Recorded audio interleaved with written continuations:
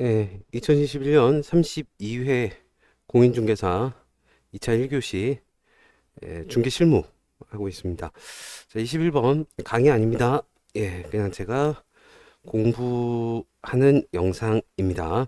21번 개업공인중개사 갑을병 개업공인중개사 갑을병에 대한 공인중개사법 제40조 행정제재처분 효과의 승계 등의 적용에 관한 설명 옳은 거 찾아보도록 하겠습니다. 갑이 2020년 11월 16일 공인중개사법에 따른 과태료 부과처분을 받았는데요. 2020년 12월 16일 폐업 신고를 했죠. 그래서 2021년 10월 15일 다시 중개사무소에 개설 등록을 했다면 과태료 부과처분의 효과는 승계됩니다. 1년간 승계되죠. 아직 한 달 동안 아직 한 달 동안 한 달 남았어요.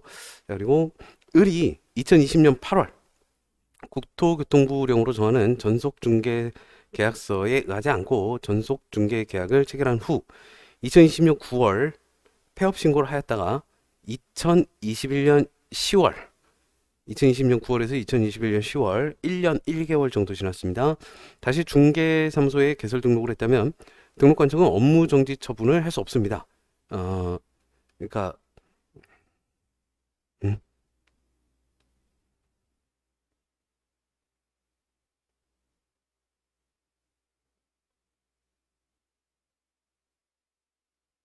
지금 이게 등록 취소 잘 모르겠는데요. 이게 1년 안 지났으니까 1년 지났으니까 괜찮을 것 같은데요. 1년 지났으니까. 근데 과태료 어 예, 이거 되게 당황스럽다. 잘 모르겠어요. 자, 들으십니다. 왜 이렇게 써놨지? 병이 2018년 8월 5일 다른 사람에게 자기의 상호를 사용해서 중개 업무를 하게 한 후 2018년 9월 폐업 신고를 했습니다.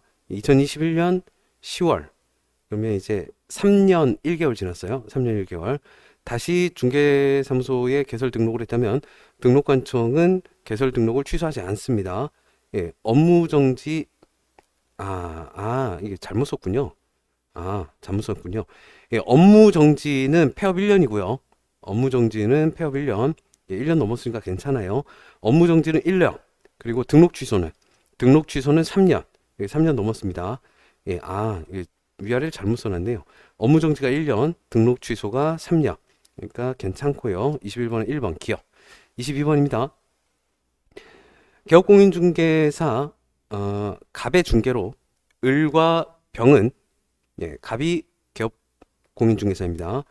을과 병은 병 소유의 주택에 관해서 임대차 계약을 체결하려 합니다. 주택임대차 보호법의 적용에 관한 갑의 설명 틀린 거. 주택임대차 보호법 적용에 관한 갑의 설명 틀린 겁니다. 을과 병이 임대차 기간을 2년 미만으로 정한다면 을은 지금 누구 소유죠? 누구 소유일까요? 병소유죠. 병소유. 병소유 주택에 대해서 을이 임차인인 상황입니다.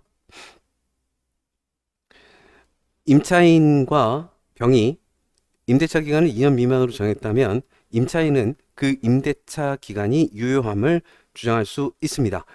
임대차 기간은 무조건 2년으로 보고 있습니다. 주택은 2년으로 보고 있고요. 주택은 임대인은 2년 이하의 뭐 1년 3개월 했는데 1년 3개월 됐으니까 나가세요. 안 돼요. 근데 임차인은 1년 3개월 했어도 2년 기한 주장할 수 있습니다. 그래서 1번 틀렸고요. 자, 2번 계약이 묵시적으로 갱신되면 임대차의 존속 기간은 2년으로 보고요. 계약이 묵시적으로 갱신되면 을은 임차인은 언제든지 병에게 계약 해지 통지할 수 있고, 그쵸? 병이 그 통지를 받은 날부터 3개월 지나면 해지 효력이 발생합니다. 을이 병에게 계약갱신 요구권을 행사해서 계약이 갱신되면 임대차 존속기간 2년으로 보고요. 을이 병에게 계약갱신 요구권을 행사해서 계약이 갱신된 경우 을은 언제든지 계약 해지는 언제든지 통지할 수 있어요. 근데 이제 3개월이 지나야 효력이 발생을 하는 거죠. 네, 좋습니다. 그렇죠. 자, 22번에 1번이었고요. 23번입니다. 공인중개사 법령상 공인중개사 자격의 취소 사유. 해당하는 거 찾아보죠. 이게 그 자격증 관련된 것들이 취소 사유더라고요. 기업 부정한 방법으로 공인중개사의 자격을 취득한 경우, 다른 사람에게 자기의 공인중개사 자격증을 대여한 경우, 공인중개사법에 따라 공인중개사 자격정지 처분을 받고 그 자격정지 기간 중에 중개 업무를 행한 경우까지. 또 뭐가 있냐면 공인중개사법 위반으로 징역형의 선고를 받은 경우, 이건 이제 다 자격 취소 사유 되겠습니다. 5번이었고요. 그리고 24번 공인중개사법의 내용으로 괄호 안에 들어갈 숫자를 바르게 나열한 거. 등록관청은 개업 공인중개사가 최근 1년 이내에 공인중개사법에 의해서 2회 이상 업무 정지 처분을 받고 다시 업무 정지 처분에 해당하는 행위를 한 경우에는 개설 등록 취소 해야 됩니다. 1년 이내에 2아웃인데 3아웃이면 개설 등록 취소이고요. 금고 이상의 실형의 선고를 받고 선고받았어요. 그 집행이 종료되거나 집행이 면제된 날부터 3년이 지나지 아니한 자는 개설 등록할 수 없고요. 중개행위와 관련된 손해배상 책임을 보장하기 위해서 이 법에 따라 공인중개사법 공탁한 공탁금은 개업공인중개사가 폐업한 날로부터 3년 이내에는 회수할 수 없습니다. 그리고 25번입니다. 공인중개사 법령상 중개사무소 개설 등록을 취소해야 되는 사유인데요. 개업공인중개사인 법인이 해산했으면 개설 등록 취소해야죠. 그리고 개업공인중개사가 거짓으로 개설했다. 개설 등록 취소해야죠. 개업공인중개사가 이중으로 개설했다. 개설 등록 취소해야죠. 개업공인중개사가 개설 등록 후 금고 이상의 형의 집행 유예를 받고 그 유예 기간 중에 있다. 개설 등록 취소해야지요. 그리고 개업공인중개사가 소속공인중개사가 됐다. 개설 등록 취소해야 됩니다. 5번 기억, 니은, 디귿, 니을이고요. 26번입니다. 공인중개사 법령상 개업공인중개사의 보증 설정 등에 관한 설명 옳은 거인데요. 또 있네요. 업무정지 기간, 자격정지 처분 기간 중에 중개 업무, 기간 중에 중개 업무를 했다. 그러니까 업무 정지 기간인가, 이든가, 자격정지 처분 기간에 중개 업무를 하면 또 자격 취소. 그리고 1년 이내에 업무정지 이해 처분 후 다시 업무정지 처분을 받으면 또 자격 취소. 25번 문제였고요. 26번입니다. 공인중개사 법령상 개업공인중개사의 보증 설정 옳은 겁니다. 개업공인중개사의 보증 설정 신고를 할 때 등록관청에 제출해야 할 증명 서류는 전자문서로도 제출할 수 있습니다. 보증기관이 지금 시대가 어떤 시대인데, 보증기관이 보증 사실을 등록관청에 직접 통보한 경우라도, 직접 통보했어요. 보증 사실을. 개업공인중개사는 등록관청에 보증 설정 신고를 생략할 수 있고요. 직접 통보했으니까요. 등록관청에 직접 통보했으면 보증 설정 신고 안 해도 됩니다. 자, 보증을 다른 보증으로 변경하려면 이미 설정된 보증에 효력이 있는 기간이 지나기 전에 다른 보증을 설정해야겠죠. 지난 후에 해버리면 그 사이에 문제가 생길 수도 있으니까요. 보증 변경 신고를 할 때 손해배상 책임 보증 변경 신고서 서식에 보증란에 변경 후 보증 내용 기재를 합니다. 개업공인중개사가 보증보험금으로 손해배상을 한 때에는 15일 이내에 그 보증보험의 금액을 보전해야 되고요. 다른 공제에 가입해야죠. 다른 공제에 가입을 해야 됩니다. 15일 이내에 그 금액 보전해야 되고 다른 공제에 가입을 해야 됩니다. 27번입니다. 공인중개사 법령상 공인중개사협회 틀린 거.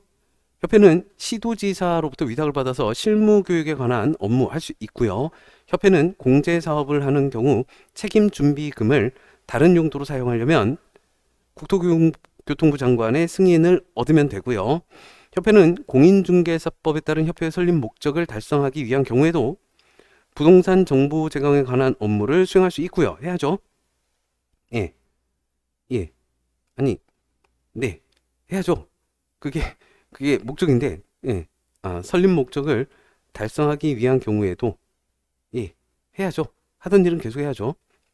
협회에 관해서 공인중개사법에 규정된 것 외에는 민법 중 사단법인에 관한 규정을 적용하고요.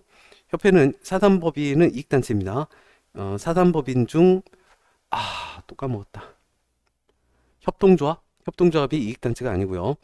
협회는 공제사업을 다른 회계와 구분해서 별도 회계로 관리를 해야 합니다. 27번에 3번. 부동산 정보 제공에 관한 업무 수행해야 되고요. 28번입니다. 공인중개사 법령상 포상금 지급받을 수 있는 신고 또는 고발 대상이 아닌 것. 개설 등록을 하지 않고 중개업을 하는 사람 신고하면 포상금입니다. 부정한 방법으로 개설 등록한 사람 신고하면 포상금입니다. 공인중개사 자격증을 다른 사람부터 양수받은 사람 신고하면 포상금입니다. 그리고 개업공인중개사로서 부당한 이익을 얻을 목적으로 거짓으로 거래가 완료된 것처럼 꾸미는 등 중개대상물의 시세에 부당한 영향을 줄 우려가 있는 행위, 이거 거래교란 행위였나요? 이것도 신고대상 포상금입니다. 개업공인중개사로서 중개의뢰인과 직접 거래를 한 자, 이거는 신고대상은 아니고요. 직접 거래를 했는데 이게 포상금은 없고 3년 이하의 징역 또는 3천만 원 이하의 벌금입니다. 거기에 추가적으로 6개월 이내의 자격 정지가 들어갈 수 있습니다. 직접 거래는 포상금 대상은 아니고요. 29번입니다. 공인중개사 법령상 개업공인중개사에 대한 업무정지 처분을 할 수 있는 사유, 업무정지 처분. 부동산 거래 정보망에 중개 대상물에 관한 정보를 거짓으로 공개한 경우 업무정지. 거래 당사자에게 교부해야 하는 중개 대상물 확인 설명서 교부하지 않은 경우 업무정지. 거래 당사자에게 교부해야 하는 거래계약서를 적정하게 작성 교부하지 않은 경우 업무정지. 해당 중개 대상물의 거래상의 중요사항에 관하여 말을 안 하는 건 괜찮은데 중요사항에 관해서 거짓된 언행으로 판단을 그르치게 했다. 이게 시가가 뭐 한 몇 억 될걸요? 요건 괜찮은데 중요사항에 관해서 거짓된 언행으로 중개 아니면 뭐 입을 다물고 있다라든지 괜찮습니다. 중개의뢰인의 판단을 그르치게 했다. 여기 개발됩니다. 뭐 요거 안 되죠. 확실히 됩니다. 100% 됩니다. 요런 거 안 돼요. 기억니은 디귿니을 5번이었고요. 그리고 31번. 공인중개사 법령상 개업공인중개사의 행위 중 과태료 아닌 거. 1번입니다. 중개대상물의 거래상의 중요사항에 관해 거짓된 언행으로 중개의뢰인의 판단을 그르치게 한 경우 1년 이하 징역 또는 1천만 원 이하의 벌금이고요. 등록 취소 사유이죠. 휴업신고에 따라 휴업한 중개업을 재개하면서 등록관청에 신고를 안 했다. 100만 원 이하 과태료입니다. 중개대상물에 관한 권리를 취득하려는 중개의뢰인에게 해당 중개대상물의 권리관계를 성실 정확하게 확인 설명하지 않았다. 500만 원 이하의 과태료입니다. 그리고 인터넷을 이용해서 중개대상물에 대한 표시 광고를 하면서 중개대상물의 종류별로 가격 및 거래 형태를 명시하지 않았다. 100만 원 이하 과태료고요. 연수교육을 정당한 사유 없이 받지 않았다. 500만 원 이하 과태료입니다. 과태료 아닌 거 1번. 거짓된 언행으로 중요사항에 대해서 거짓된 언행으로 중개의뢰인의 판단을 그르치게 한 경우 등록 취소 사유 1년 이하 징역 혹은 1천만 원 이하 벌금입니다. 과태료 아니고. 32번입니다. 신고포상금 지급 대상에 해당하는 위반행위 모두 찾아보겠습니다. 부동산 매매 계약의 거래 당사자가 부동산의 실제 거래 가격을 거짓으로 신고했다. 신고포상금입니다. 부동산 매매 계약에 관하여 개업공인중개사에게 신고를 하지 않도록 요구하는 행위 모르겠어요. 신고포상금은 아니래요.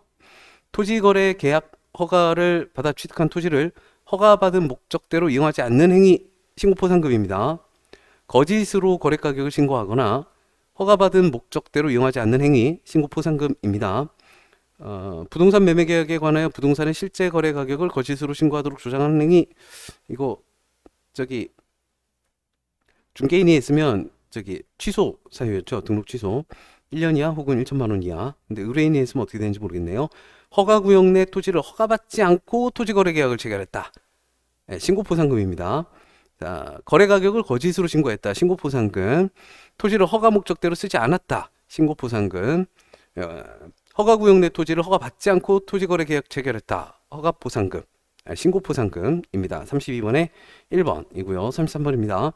공인중개사 법령상 중개사무소의 설치 중개사무소의 설치 틀린 거 찾겠습니다. 법인이 아닌 개업공인중개사는 그 등록관청의 관할구역 안에 한 개의 중개사무소만 둘 수 있고요. 다른 법률의 규정에 따라 중개업을 할 수 있는 법인의 다른 법률의 규정에 따라 중개업을 할 수 있는 법인의 분사무소에는 공인중개사를 책임자로 두지 않아도 됩니다. 공인중개사 법령상은 책임자 둬야 되고요. 공인중개사를. 개업공인중개사가 중개사무소를 공동으로 사용하려면 중개사무소의 개설 등록 또는 이전 신고할 때 그 중개사무소를 사용할 권리가 있는 다른 개업공인중개사의 승낙서 첨부해야 하고요. 법인인 개업공인중개사가 분사무소를 두려는 경우 소유전세, 임대차 또는 사용대차 등의 방법으로 사용권 확보해야 합니다. 5번 법인인 개업공인중개사가 그 등록관청의 관할구역 외의 지역에 둘 수 있는 분사무소는 시, 군, 구 별로 한 개 초과할 수 없습니다. 시에 2개, 군에 2개, 구에 2개 이런 거 안 됩니다. 완전 다른 지역으로 가야 되고요. 도는 괜찮습니다. 도는 같은 도 내는 괜찮고요. 도까지 하면은 좀 그렇죠. 34번 갑이 건축법 시행령에 따른 단독주택을 매수하는 계약을 체결하였을 때 부동산 거래 신고 등에 관한 법령에 따라 갑 본인이 그 주택에 입주할 건지 여부를 신고해야 하는 경우 입주할지 여부를 신고해야 됩니다. 갑을 병은 자연인, 정은 지방공기업법상 지방공단입니다. 기업 갑이 주택법상 투기과열지구에 소재하는 을 소유의 주택을 시세거래가격 3억 원으로 매수했다. 신고해야죠. 투기과열지구면 신고해야 됩니다. 갑이 주택법상 투기과열지구 또는 조정대상 지역 외의 장소에 소재하는 투기과열지구 또는 조정대상 지역 외의 장소에 소재하는 병소유의 주택을 실제 거래 가격 5억 원으로 매수하는 경우 5억 원이면 괜찮고요. 5억 원이면 6억 원 이상이면 주택 취득 자금 조달 계획 그리고 입주 계획서 신고해야 합니다. 5억 원까지는 괜찮고 6억 원 이상이면 신고해야 되고요. 5억 원은 괜찮습니다. 6억 원 이상은 신고해야 됩니다. 갑이 주택법상 투기과열지구에 소재하는 정소유 주택을 실제 거래 가격 10억 원으로 매수했다. 해야죠. 투기과열지구면 무조건 해야 되고 투기과열지구 외의 장소라도 6억 원 이상이면 해야 되고 무조건 해야 됩니다. 4번 기업 디귿. 근데 이게 1번 4번으로 됐다라고 해요. 답안지 1번 4번으로 되어 있더라고요. 왜 그런지 모르겠습니다. 저라면 그냥 4번. 35번입니다. 계약 공인중개사 갑이 A도 BC 소재의 X주택에 관한 을과 병 간의 임대차 계약 체결을 중개하면서 부동산 거래 신고 등에 관한 법률에 따른 주택 임대차 계약의 신고에 관해서 설명한 내용의 일부입니다. 주택 임대차 계약. 자, 괄호 안에 들어갈 숫자 나열해보죠. 보증금이 6천만 원 초과하거나 월차임 30만 원 초과, 6천만 원 초과, 30만 원 초과 주택 임대차 계약을 신규로 체결한 계약 당사자는 그 보증금 또는 차임 등을 임대차 계약의 체결일로부터 30일 이내에 주택 소재지를 관할하는 신고관청에 공동으로 신고해야 합니다. 6천만 원 초과, 30만 원 초과 신규로 체결을 했으면 30일 이내에 신고를 해야 됩니다. 그냥 바로 해야죠. 무슨 30일씩이나 30일 이내에 바로 해야 됩니다. 그리고 6천만 원 초과, 30만 원 초과. 자, 36번입니다. 공인중개사 법령상 벌칙 부과 대상 행위 중 피해자의 명시한 의사, 피해자가 처벌해 주세요. 아니면 처벌하지 마세요. 피해자 명시한 의사에 반해서 벌하지 않는 경우, 피해자가 명시한 의사에 반해서 벌하지 않는 경우, 피해자가 이게 처벌하지 마세요 하면 처벌하지 않습니다. 자, 그러니까 벌하지 않는 경우예요. 벌하지 않는 경우. 거래정보 사업자가 개업공인중개사로부터 의뢰받은 내용과 다르게 중개대상물의 정보를 부동산 거래정보망에 공개한 경우, 이거 앞에 나왔던 것 같은데 거짓으로 공개한 경우 뭐 어쨌든 처벌받습니다. 예, 그리고 개업공인중개사가 그 업무상 알게 된 비밀 누설 한 경우에 1년 이하 징역 1천만 원 이하 벌금입니다. 다만 피해자가 명시적으로 불처벌 의사표시를 하면 그렇죠? 내 이야기 했는데 내가 봐줄게 하면 예, 벌하지 않습니다. 36번에 2번이고요. 37번입니다. 부동산 거래 신고 등에 관한 법령상 외국인 등의 부동산 취득에 관한 설명 옳은 거. 대한민국의 국적을 보유하고 있지 않은 개인이 이사 등 임원의 과반인 법인은 외국인 등에 해당합니다. 반절 이상이면 니은 외국인 등이 건축물의 개축을 원인으로 대한민국 안에 부동산을 취득한 때에도 부동산 취득 신고해야 하고요. 디귿 군사기지 및 군사시설보호법에 따른 군사기지 및 군사시설 보호구역 안의 토지는 외국인 등이 취득할 수는 있는데 토지 취득 계약하기 전에 신고관청으로부터 토지 취득 허가를 받아야 됩니다. 취득은 할 수 있는데 계약 전에 취득 허가, 취득 계약 전에 토지 취득 계약 하기 전에 토지 취득 허가 받아야 되고요. 외국인 등이 허가 없이 자연환경보존법에 따른 생태 경관보전지역 안의 토지를 취득하는 계약을 체결한 경우 그 계약은 효력이 발생하지 않습니다. 2년 이하 혹은 2천만 원 이하입니다. 37번에 3번 기억, 니은, 리을이고요. 38번 부동산 거래 신고 등에 관한 법령상 토지거래계약 허가를 받아 취득한 토지를 허가받은 목적대로 이용하고 있지 않은 경우 허가받은 목적대로 이용하지 않는 경우 시장 군수구청장이 취할 수 있는 조치 아닌 거 과태료 부과할 수 있다. 과태료는 안 돼요. 너무 약해. 벌금입니다. 이행강제금 10% 정도 토지 취득가액의 10% 정도를 이행강제금을 부과합니다. 과태료는 약해요. 자, 그리고 시장군수구청장이 토지거래계약 허가를 받았는데 그 목적대로 쓰고 있지 않으면 토지거래계약 허가 취소할 수 있고요. 3개월 이내 기간을 정해가지고 토지 이용 의무를 이행하도록 문서로 명할 수 있고요. 아니면 이행강제금이죠. 해당 토지에 관한 토지거래계약 허가 신청이 있을 때 국가, 지방자치단체, 한국토지주택공사가 그 토지에 매입을 원하면 이들 중에서 매수할자를 지정해서 협의하게 딴 사람한테 팔게 할 수 있고요. 해당 토지를 직접 이용하지 않고 임대하고 있다는 이유로 이행명령 했음에도 정해진 기간에 이행되지 않았다. 7% 이행강제금을 부과합니다. 자, 그리고 39번 부동산 거래 신고 등에 관한 법령상 토지거래 허가 옳은 것 찾아보겠습니다. 토지거래 허가 구역의 지정은 그 지정을 공고한 날로부터 5일 후에 일주일 안 되게 토요일 일요일 빼고 5일 후에 효력이 발생을 합니다. 자, 토지거래 허가 구역의 지정 당시 국토교통부 장관 또는 시도지사가 따로 정하여 공고하지 않은 경우 국토의 계획 및 이용에 관한 법률에 따른 도시지역 중 녹지지역 안에 180제곱미터 면적의 토지거래 계약에 관하여는 허가가 필요 없다. 이게 틀렸대요. 나 모르겠어요. 이게 200제곱미터 이하에서는 허가가 필요 없으니까 180제곱미터니까 맞는 것 같은데 틀렸대요. 맞는 것 같은데 모르겠습니다.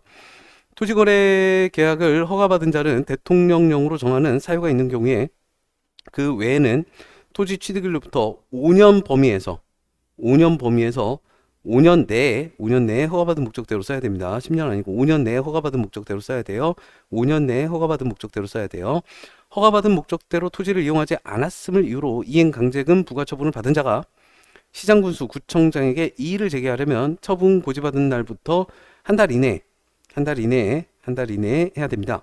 토지거래 허가 신청에 대해서 불허가 처분을 받은 자는 그 통지 받은 날부터 한 달 이내에 시장군수 구청장에게 해당 토지에 관한 권리매수 청구할 수 있고요. 이거는 39번에 2번과 5번 다 맞는 것 같은데 모르겠습니다. 40번입니다. 이거 모두 정답됐다고 답안지에 써 있어요. 부동산 거래 신고 등에 관한 법령상 토지거래 허가 구역에 관한 설명 옳은 거입니다. 시도지사는 법령의 개정으로 인해 토지 이용에 대한 행위 제한이 강화되는 지역이 아니라 그 토지 이용에 대한 행위 제한이 완화되거나 혹은 해제되는 지역을 허가 구역으로 지정할 수 있고요. 토지에 그렇죠? 예. 네.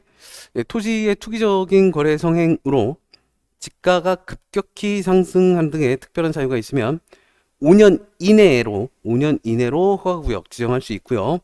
5년 이내로, 5년 넘는 기간이면 여기 허가구역은 3천년입니다. 그럴 수는 없잖아요. 예, 허가구역 지정의 공고에는 허가구역에 대한 축척 5만 분의 1 또는 2만 5천 분의 1의 지형도가 포함되어야 합니다. 맞죠? 근데 아마도 이게 그 오타 났었나 봐요. 축적으로. 예, 축척인데 뭐 여기 3번은 맞습니다. 3번은 문제될 게 없고요. 예, 축척 5만 분의 1, 2만 5천 분의 1. 예, 허가구역을 지정한 시 허가구역을 지정한 시도지사는 지체 없이 허가구역 지정에 관한 공고 내용을 국토교통부 장관, 시장, 군수, 구청장에게 통지해야 되고요. 허가구역 지정에 이의가 있는 자는 이의 신청이 안 됩니다. 예, 어쩌겠어요. 안 돼요. 예. 자, 여기까지 강의 아닙니다. 네, 제가 공부한 영상이에요. 2021년 32회 공인중개사 2차 1교시 중개 실무였습니다. 수고 많으셨습니다.